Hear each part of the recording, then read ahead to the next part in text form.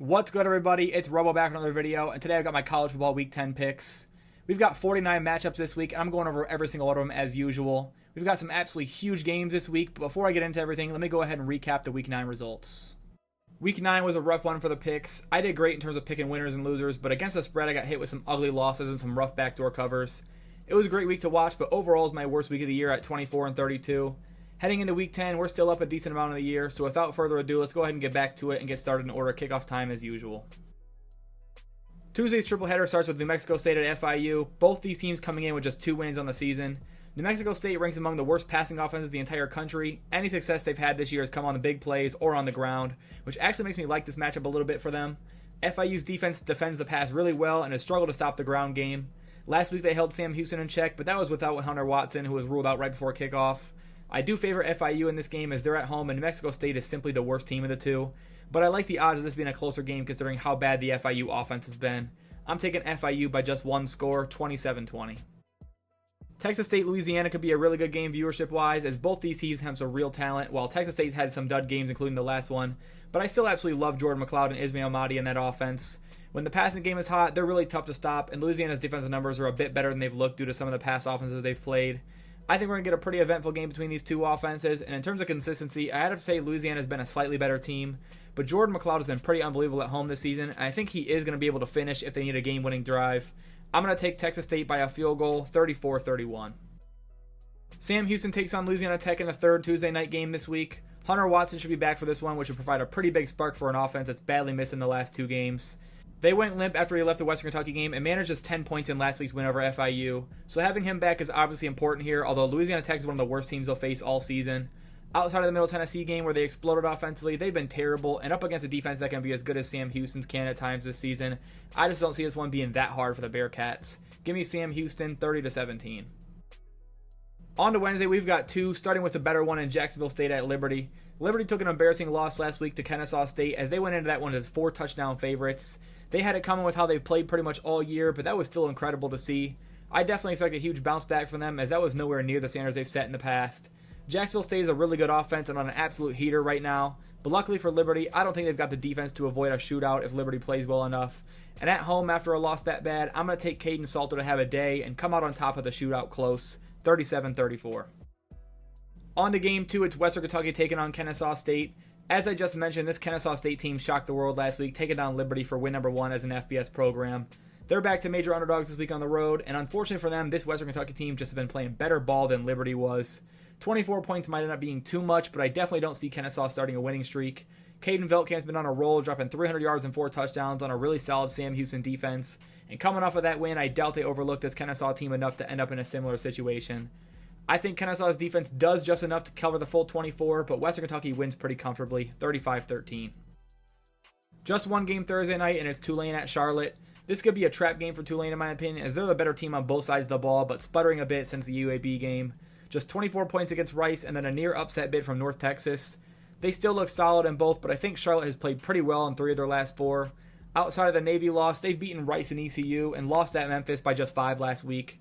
I still consider that Memphis team pretty similar to this Tulane team, and I think they can give the Green Wave a challenge at home, especially given this one at home. But Charlotte has really struggled against the run, and Tulane has a stud in Mekhi Hughes who can put this game away himself. Give me Charlotte to hang around for a while, but Tulane taking it by 2 scores, 31-17. On to Friday, we start with Georgia State at UConn, a matchup of 2 teams headed in complete opposite directions from the season. UConn sitting at 5-3, winning 4 of their last 5, and Georgia State on a 4-game losing streak with each coming by a touchdown or more. Based on that alone, I like UConn winning this game by a similar margin, but looking at the matchup, UConn's defense might be the best Georgia State's seen since the start of the year. 26 against App State last week was their best offensive showing since mid-September, and that's an atrocious defense. As for their own defensive group, they've given up over 30 points a game and nearly 200 yards a game on the ground alone. UConn's found a lot of success on the ground this season, and I think this is a great spot for their offense yet again. Give me UConn 31-21. Next is South Florida FAU, and South Florida quarterback Byron Brown's status is a huge swing in this game for me. With him at quarterback, I definitely believe South Florida is a better team than FAU and is capable of winning this game on the road. But if he misses yet another game, I just don't believe in this team enough to trust on the road. FAU's had some solid offensive days at home this season, and when Cam Fancher is hot, he's had his moments. I like getting the Owls as underdogs in this spot with no recent news on Brown's injury. Until Brown is back, I'm going to keep fading the Bulls against the spread until they prove me wrong, so give me FAU here close, 28-27. The final weekday game is Boise State hosting San Diego State. As the spread indicates, there's a chance this one isn't close, as Boise proved last week they're the best team in the group of 5, taking down UNLV on the road despite an unbelievable attempt to shut down Aspen-Gentee. Maddox Madsen really showed his ability as a passer in that game, taking over and willing the Broncos to the win. And Gentee was still great as he ran into some loaded boxes. San Diego State, though, really surprised me hanging with Washington State. Danny O'Neal came to play, and the defense did a solid job with Mateer and the Wazoo offense. I could definitely see Boise coming in this one a little sluggish after a win as big as last week's, but in the end, I think they're just too good to drop this one. I've got Boise by 3 scores, 38-17. We start Saturday off with the biggest game of the week, number 4 Ohio State at number 3 Penn State. This one will be a bit better to judge when we get a clear update on Drew Aller's status, as he left last week's game and isn't sure to play in this one. And although Bo Pribula did a solid job in relief, there's no way I really trust him in a spot as big as this just yet, so Aller is a huge factor here. As of now, I'm going to treat it like he is playing, and we see a Penn State team near their best. And I think that shapes up for a potential classic between these two teams. Ohio State is loaded with talent on both sides of the ball and consistently gets the job done in the late stages to beat Penn State in the past. But last week was an eye-opener for the current state of the Buckeyes. Nebraska nearly pulled off that upset bid in the shoe, and they're absolutely on upset alert here in Happy Valley. Based on history, though, and the potential that Aller is really banged up, I'm going to take Ohio State in a low-scoring nail-biter, 24-20. Next is Cam Ward of Miami taking on the Duke Blue Devils. Duke comes into this one 6-2 after an overtime loss to SMU. SMU played a lot worse in that game than I expected, turning the ball over 6 times. I still stand on my previous point of this Duke team being overrated considering their record, but the simple fact is they know how to create turnovers and stay in games without really outgaining their opponents. But across their 8 games, they haven't seen a single team as talented as Miami on either side of the ball, and on the road, I'm not expecting this one to be close at all unless Miami struggles with turnovers as well. Cam can be a risk taker at times, but knowing how well Duke does with turning the ball over, I think he'll prepare for it and play a clean game to stay in the Heisman race. Give me Miami big this week, 38-13. On to another big noon game with Ole Miss on the road at Arkansas. Honestly, a week ago, I would have definitely loved Ole Miss in this game, but Arkansas absolutely delivered an offensive masterclass last week, nearly dropping 60 on Mississippi State, who was really catching a stride up until that performance. I'm still a believer that Ole Miss is a good football team and is locked in on their goal of making the playoffs with their back against the wall now. But with the offense clicking at that level last week, it's hard not to believe they'll find points playing on their home turf with an amped-up crowd behind them. Braylon Russell is electric, and Taylor Green is rolling through both through the air and on the ground, and I think he does enough to hang around in this game. But ultimately, Ole Miss survives another scare this week, 31-27 Rebels. We've got a military matchup again this week with Army taking on Air Force, but much like the Navy matchup a few weeks ago, this one will probably end pretty ugly for Air Force. They just don't have the talent on offense or defense to compete with the level of play Army's been putting out week in and week out right now. They've dominated basically everyone on their schedule, and Air Force has little to no offensive ability at all. Navy beat this team 34-7 at Air Force, and I just think this Army team is better than Navy. I do think the extra week of prep could help slightly, and their offense got a tad better in their last game, but I think Army can cover this spread pretty easily if they play up to their standards this week. It could be a bigger blowout, but I'll go 38-10 Army. Over to the Big Ten, we've got a solid matchup between Minnesota and Illinois. Minnesota's on a 3-game winning streak over USC, UCLA, and Maryland, and Illinois is coming off an ugly loss to Oregon. I think last week's results are somewhat skewing this line a bit. I feel like Illinois look good enough to be favored here at home. I've said multiple times I'm not a buyer of either of these teams in the Big Ten, and both have their strengths and weaknesses, but I think Illinois' defense may actually pose a challenge to Max Brosmer this week, unlike many other opponents. And I don't blame Illinois for the Oregon loss. That's one of the best teams in the country. Minnesota obviously has the talent to win this game on the road if Illinois plays sloppy football, but I think they get back on track this week and win a low-scoring game by a field goal at home, 24-21. Purdue and Northwestern face off this week. Both have been struggling all year outside of a game or two here and there and are coming off ugly losses. Purdue getting shut out at home by Oregon and Northwestern taking a beating from Iowa. They just could not stop Caleb Johnson and couldn't get anything going offensively at all. Purdue sits at 1-6 now, but got the bye week to maybe reset things a bit and rest up. I think with an extra week of prep and a little mental refresh, they could come out hungry this week against a beat-up Northwestern team. We've seen Purdue put together some great offensive days this season, and although the defense has been brutally bad, this Northwestern offense shouldn't be feared. I like Purdue as slight home underdogs this week to pick up win number 2 on the year, 27-24. Stanford heads to NC State this week in the midst of a 5-game losing streak that was extended in last week's home loss to Wake Forest. They finally found some offense in that one, but against a really bad defense and still weren't able to pull off a win. This week their opponent, NC State, has been nearly just as bad this year, but still has a shot at a bowl game, sitting at 4-4 currently, after they pulled off a road upset across the country a few weeks ago, taking down Cal 24-23. CJ Bailey was really impressive, stepping up to throw for 300 yards and 2 touchdowns in that game, and that gives me some confidence in him this one against a much worse Stanford team. As he's young, reps really matter, and another week of practice could help him continue that success this week, and I'm banking on it as Stanford's defense has been awful. I'm taking NC State 30-17. Syracuse was one of the biggest letdowns of the week for me, as I thought they'd be able to compete with Pitt and maybe even steal a win at home. But 5 interceptions, including 3 pick sixes from Kyle McCord, completely changed that game in an instant as Pitt jumped all over the Orange without even really having a try. This week, they're up against another tough opponent as Virginia Tech comes in on a 3-game winning streak after the close losses to Rutgers and Miami. I definitely expect better out of McCord this week, as that Pitt game was a complete disaster. His team needs him in this one, and I really do believe Virginia Tech is beatable if he's sharp. The offense struggled a lot with Georgia Tech last week, and we're really lucky Haynes King wasn't able to go and give the Yellow Jackets a chance. I think a better day for McCord is in order, and Syracuse surprised Virginia Tech at home by a field goal, 31-28. Akron got their first conference win of the year last week, taking down Eastern Michigan at home, thanks to some missed opportunities by the Eagles and a great day on the ground for the Zips. This week they'll be at home again looking to start a win streak as they play Buffalo, a team who's been all over the place this season, much like the rest of the conference, taking down early MAC favorites NIU and Toledo, but giving up 47+ to UConn, Western Michigan, and Ohio as well. This conference has been insanely unpredictable, and so based on the way Buffalo's defense has played the last 2 weeks, I have to assume they're going to continue to struggle. Akron's put up 20+ in 3 straight games as well. Akron is still a bad football team, but I gotta lean with the Zips at home close, 28-24. Toledo and Eastern Michigan faced off this week after really disappointing games of Week 9, Toledo getting handled at home by Bowling Green, and Eastern giving Akron their first conference win of the season. Toledo has started a trend of alternating wins and losses these past 6 weeks, and I think there's a good chance that continues. Eastern definitely could be a tough game still, as they found some offense throughout the season, but definitely haven't really been able to stop anyone at all. And Toledo's offense is just as good as anyone they've seen in conference. Give me the Rockets on the road to continue that streak, 31-20. Memphis is on the road at UTSA this week, looking to keep their hopes alive in the American Conference. Sitting at 7-1 overall, with the loss coming in conference, has them behind Army, Navy, and Tulane right now. So another loss would be a tough blow to their championship hopes, and this week could definitely be a challenge, as UTSA's offense definitely has some life lately. Memphis has been up and down defensively this year and is definitely capable of being gashed if the Roadrunners are in rhythm, but after last week's loss to Tulsa, I'm pretty out on the idea that UTSA can slow down Seth Hennigan in a pretty loaded Memphis offensive cast. I think this Memphis team will have little to no problems moving the football all game long and will be able to stay alive with another road win, 38-27. Vanderbilt hits the road this week after hanging around with Texas, giving them a real scare, falling by just 3 points. And this week they'll be heading down to face Auburn, obviously a much lesser opponent than a Texas, but still a rowdy SEC environment. Auburn's had up and down year, but is coming off a solid win at Kentucky, and Diego Pavia should play for Vandy, but is apparently pretty banged up, which could potentially affect this one. I still like Vanderbilt to compete if he's good, regardless, as Auburn's just not up to the level of a Texas or Alabama, but like I mentioned the last few weeks, this Vandy team seems like the one who plays up and down to the level of competition. I think they'll get up for this one knowing it's Auburn, but I'm not ready to commit to Vanderbilt winning this one on the road. Give me Auburn really close, 30-27.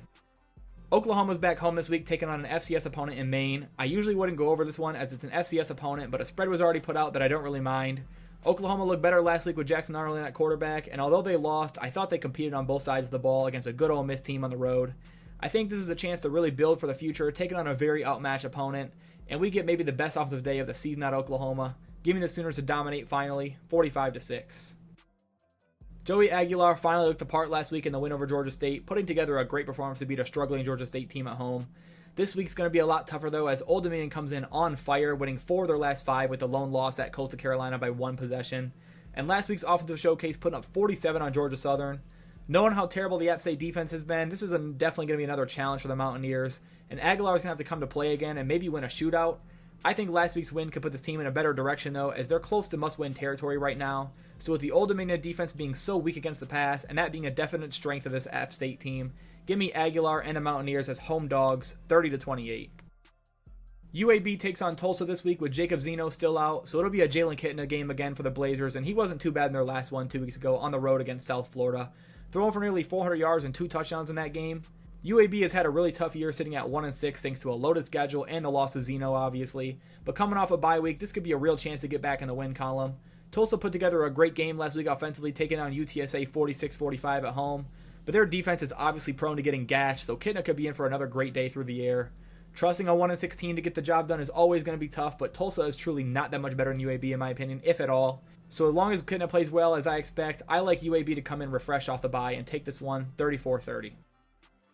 Number 1, Oregon's on the road this week against Michigan, and a pretty tough game to judge, honestly, as Michigan's a fairly easy team to figure out. But when you factor in the big house crowd and the slight improvements we saw last week with Davis Warren back at quarterback and Orji as a sidekick, this one could really go one of 2 ways to me. Either Oregon comes out and just outmatches a really poor Michigan offense and rolls easily, or the big house gives his team some life and Michigan's defense keeps them alive enough to cover with a couple offensive scores. I really don't see the Wolverines winning this one, but I'm going to go with a backdoor cover with a spread over 2 touchdowns right now. I'll go with a 31-17 final. Georgia hosts Florida this week with both teams coming out of a bye looking much better than some previous weeks. Florida turning their season around potentially with a blowout win over Kentucky, and Georgia proving they're still the title contender going into Texas and taking down the Horns. I've been really impressed with Florida's play recently though, as the schedule's been tough, but they competed with Tennessee and took care of games they needed to win. And the offense was incredibly fun to watch, led by Lagway. Georgia is no Kentucky though, and this will be an uphill battle for the Gators, but I definitely think they'll compete here and at least hang around for a while. Outside of the Texas game, Georgia's been a little underwhelming to me, but they are still Georgia. I've got the Dogs 34-20. Iowa State hosts Texas Tech this week after a narrow escape at UCF a week ago where they needed a last-minute touchdown to save the day and remain undefeated. I still believe this Iowa State team's great and the team to beat in the Big 12, but they definitely got tested last week, and I wouldn't be too shocked to see Texas Tech given another test this week. Although they lost, they gave TCU a real run for their money and lost that one by just a point on the road. The Raiders' offense can really get going at times, and it'll be one of the better groups of the Cyclones to face this season. But Iowa State's defense had passed nearly every test up to the point of last week's game, and with Baron Morton's status up in the air, it makes it pretty easy to pick Iowa State to get to 8-0 here. If Morton plays, I do like Tech to keep it within 2 scores, but I've got Iowa State 35-24. Indiana is still undefeated at 8-0 as they head into a road matchup with Michigan State this week, which, despite the loss to Michigan, could still prove to be a tough matchup for the Hoosiers. This team just beat Iowa in Spartan Stadium a couple weeks ago and gave Michigan a real battle, and Indiana definitely will want Curtis Rourke back for this one, as I thought Taven Jackson did a decent job last week, but clearly didn't run the offense as smoothly as Rourke has this season. And winning on the road in conference is always going to be tough no matter what. I do think Indiana's defense will force some turnovers, though, and make life hard on Aiden Childs in this one, which will help Indiana pick up their 9th win of the year regardless of the quarterback situation. Give me the Hoosiers 31-21. Kansas State heads down to Houston this week to take on the Cougars, looking to stay towards the top of the Big 12. Last week they won a tough one against Kansas, who really seems to have turned a page on the season after beating the same Houston team by 28 the week prior. Houston, on the other hand, responded to that with a game-winning field goal to beat Utah last week. It's a great win for Houston, but maybe more of a sign of how terrible the Utah offense is right now without Rising and now without Wilson. That game doesn't move my opinion on Houston much, honestly, and I think Kansas State has a chance to win this one in similar fashion to how Kansas did a couple weeks ago. Maybe not as bad, but I'm taking the Wildcats offense to keep rolling, especially through the air, and win it 35-20. Nebraska plays UCLA this week, looking to end a 2-game skid after they nearly shocked the world against Ohio State this past weekend, just a week after getting beat by 50 by Indiana. UCLA is coming off a bye with their most recent game a win over Rutgers in Piscataway, where Ethan Garbers had his best game of his career, rolling all over the Knights. It really depends which Nebraska team shows up, but that Indiana game really looks like an outlier for this defense, and I expect them to be able to handle this UCLA team fairly well. Garbers still has more picks and touchdown passes on the year, and I'd also expect the Nebraska offense to have a better time scoring here than the past 2 weeks. I like Nebraska by double digits, 28-17. Things have gotten really ugly for Florida State this season, now sitting at 1-7 after getting manhandled by Miami last week, and although this looked like a winnable game, North Carolina changed that a bit, blowing out Virginia on the road last week, which now puts them as road favorites in Tallahassee. The UNC defense finally came to play last week for seemingly the first time all season, and Jacoby Criswell looked as comfortable as ever leading the offense. With a game like that on the road, and an opponent as down as ineffective as this Florida State team is right now, I gotta go with the Tar Heels to get it done again. 27-20. UCF and Arizona face off this week with both teams sporting big losing streaks. Sitting at 3-5 now, both these teams need to win badly. For Arizona, the defense just continues to get gashed, and even when the offense finally has a good day, it's not enough to beat a bad West Virginia team at home. And UCF just hasn't gotten good quarterback play pretty much all year long, and the defense has been pretty poor against better offenses. The run game is still balling, though, as RJ Harvey's putting the team on his back, and with how easily the Mountaineers ran the ball last week at Arizona, I'd expect that to continue here for UCF. The QB play makes this a tougher call, but Arizona just hasn't been able to stop anybody since the Utah game. I like UCF to continue that and end their 5-game skid with a 31-24 win over the Wildcats.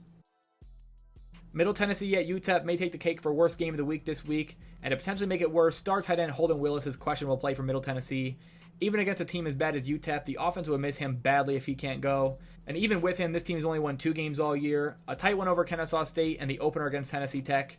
They've been steamrolled left and right this year, and while UTEP definitely has been bad too, they've looked slightly more competitive, especially as of late. They like to run the football, and Middle Tennessee just gave up 450 rushing yards to Jacksonville State last week. I think UTEP gets their second win of the year here over a team just as bad as anyone, 27-21.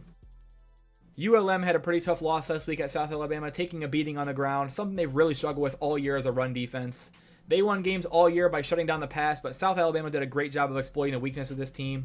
Marshall can do that in similar ways, a team who really likes to put the ball on the ground, and with 2 running quarterbacks, that'll be the key to this game for sure, is the effectiveness of Marshall's ground game.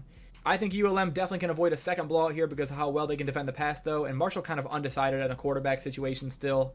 And Marshall's defense has not been very great either, but because of that glaring advantage on the ground, I think Marshall takes this one at home, 28-23.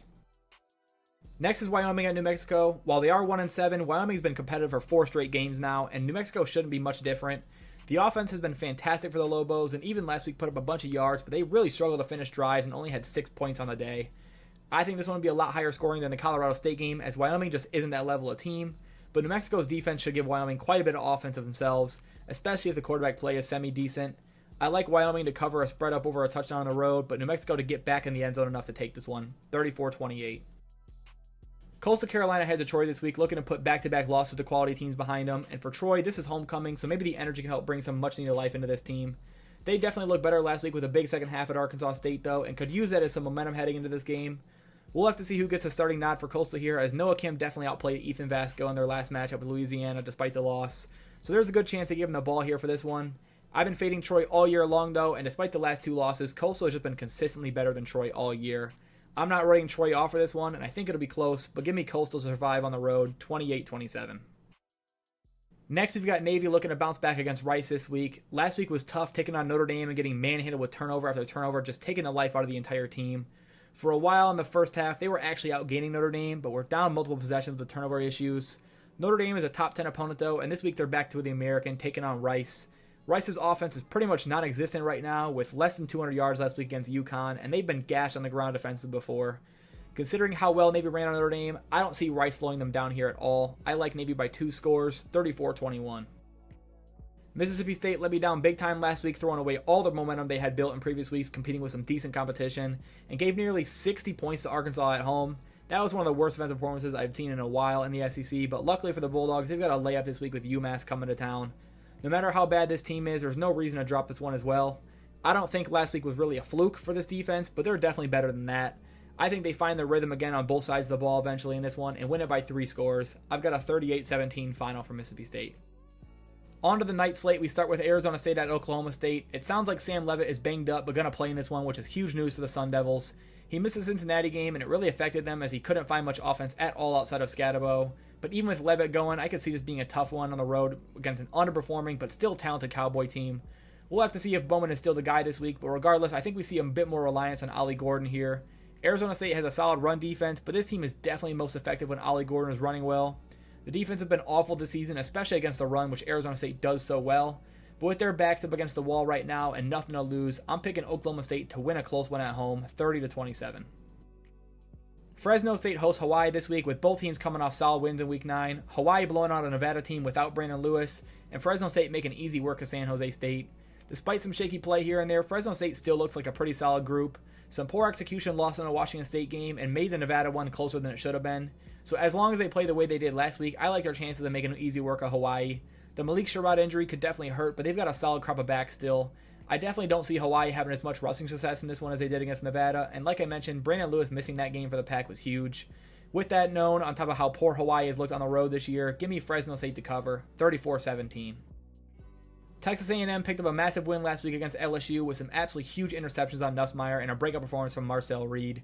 It sounds like Wegman may still be QB1 for the Aggies right now, but it definitely feels like Reed's going to be heavily involved, if not the eventual starter. He just makes his offense look so different when he's in the game, and while he's young and learning still, I think it's the right move to keep him playing him right now. This is an obvious trap spot, though, after a win that big, having to travel on the road against a strong South Carolina defense. And the line is all the way down to 2.5 for a reason. I expect this to be a real battle that may end up going either way, but Texas A&M's defense still looks really good, and if they want to be a playoff team this season, they cannot drop this one. I like the Aggies to survive this one by a touchdown, 27-20. Over to the ACC, we've got a big one with Clemson taking on Louisville this week. They struggled a bit in their last one against Virginia, but a huge offensive second half finished that one off in near blowout fashion. They had the bye to clean up the defensive miscues that allowed Virginia to put up 31 on them. Maybe they come out a little slow, but I definitely think this Clemson team looks hungry this year. Louisville just survived a big scare from Boston College, making a 20-point comeback on the road last week. And the week prior, they hung 45 on Miami, so this Clemson team definitely can't overlook them here. But having to play in Death Valley at night is typically never fun, and I just don't love the way the Cardinals have been playing defensively lately. I think Clemson takes care of business to stay undefeated in ACC play here, 37-24. Now over to the Big Ten again, we've got Iowa hosting Wisconsin in a night game at Kinnick. Those are never really fun for road teams, but Wisconsin definitely has a shot here. Outside of the Penn State loss, they've looked pretty good lately and even competed in that one for a good chunk of it. And Iowa's been real up and down lately, alternating wins and losses in their last 5 games. But Mayo finally found the right guy at quarterback as McNamara was benched for Brendan Sullivan last week, and he led him to the Hawkeyes to a huge second half. Caleb Johnson did most of the work as usual, but they definitely look better with Sullivan at the helm, and I think he brings a slightly different dynamic to this offense here with his legs. And Iowa's defense is still just as good as advertised. I think Wisconsin struggles again here on the road in Kinnick, and Iowa picks up a huge win, 23-17. Now on to a matchup of 2 West Coast Big Ten teams, USC at Washington. Both squads come in this one really underperforming this season with 4-4 records on the year, but USC finally snapping a 3-game skid last week with a blowout win over Rutgers.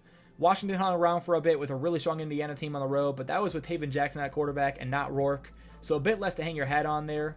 Regardless, it's really tough to say either of these teams are much better than the other. In a neutral site, I definitely lean towards USC slightly, but I still think this Washington team has a little life in them with Rodgers and Coleman leading the way. Husky Stadium is a really tough place to play, and I expect Washington to get up for this game for sure.